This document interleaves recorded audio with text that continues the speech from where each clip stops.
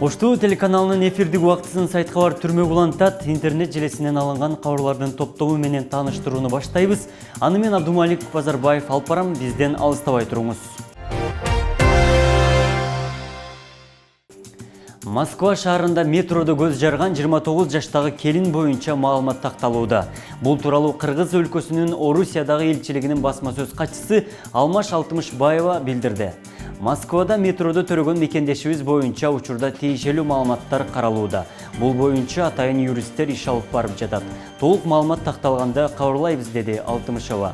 Буга чейин Орусиянын Москва 24 каналы айрым басылмаларга шилтеме берүү менен Москва шаарында метрода көз жарган келин баласынан баш тарткандыгын айтып, видео материал чыгарган. Ага чейин эне жана баланын абалы жакшы экендиги, ымыркайдын гана бир аз үшүп калгандыгы айтылган болчу. Белгилей кетсек, 9 декабрда Москва шаарында метрода кыргыз келин көз жарып, анын төрөтүн полиция кызматкери менен гезит саткан аял кабыл алгандыгын орусиялык басылмалар жазып чыккан. Бишкекте 35 жаштагы адам көчөдөгү дааратканага түшүп кетти. Бул тууралуу Өзгөчө кырдаалдар министрлигинин басма сөз кызматы кабарлады. Маалыматта 10 декабрь саат 12:30 чамасында Ленин районунун аэродром тилкесиндеги жеке үйлөрдүн биринин дааратканасына 1985 жылы туулган эркек киши түшүп кеткен. Өзгөчө кырдаалдар министрлигинин куткаруучулары жабырлануучуну ажатканадан чыгарган. Анын абалы канааттандыралдык деп бааланууда. Ош шаарындагы көп кабаттуу үйлөрдүн биринин батиринен табылган ымыркайдын өлүмү боюнча экспертизанын жыйынтыгы чыкты. Маалыматты каланын ички иштер башкармалыгы тастыктады. Баштыкка урулуп балконго ыргытылган жаңы төрөлгөн ымыркай өлүү болуп төрөлдү. Эске салсак, 2020 жылдын 2-ноябрында шаардын жашоочусу өзү сатып алган көп кабаттуу үйдүн батирин тазалап жатып, баштыкка урулган ымыркайдын сөөгүн тапкан. Сөөгү ал жерде 2 жумадай жаткан. Милиция ымыркайдын апасын 20 жаштагы кызды табышкан. Ал 1 жыл мурун зордукталганын жана баласы өлүү төрөлгөндүгүн билдирген.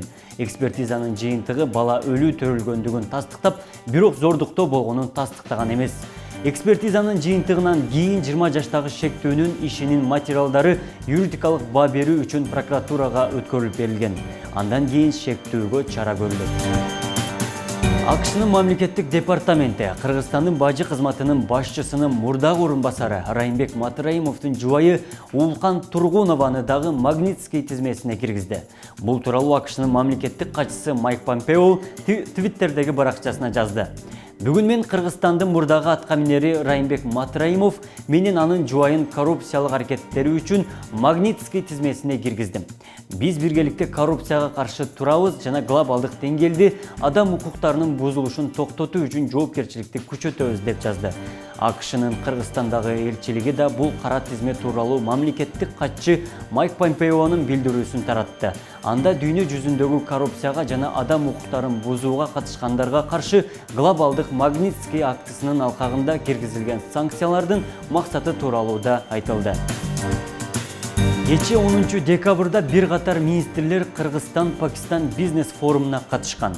Буга чейин Алмазбек Бейшаналиев жана Тилек Токтогазиевдин чет элдиктерге түшүнүктүү болушу үчүн англис тилинде сүйлөгөнү ачыкталган. Маданият, маалымат жана туризм министри Нуржигит Кадырбеков дагы алардан кем калган эмес. Explore, it's very important sphere. And we are open to cooperate very closely, very tightly, and we are very happy to greet you in Kyrgyzstan. I wish all the best for the round table, fruitful and working success. Thank you for attention. Мына ушундай кабарлар сайт кабардын жума күнкү чыгарылышын толуктады. Алдыдагы эс алуу күнүңүздөр көңүлдүү улансын. Амандыкта көрүшөлү.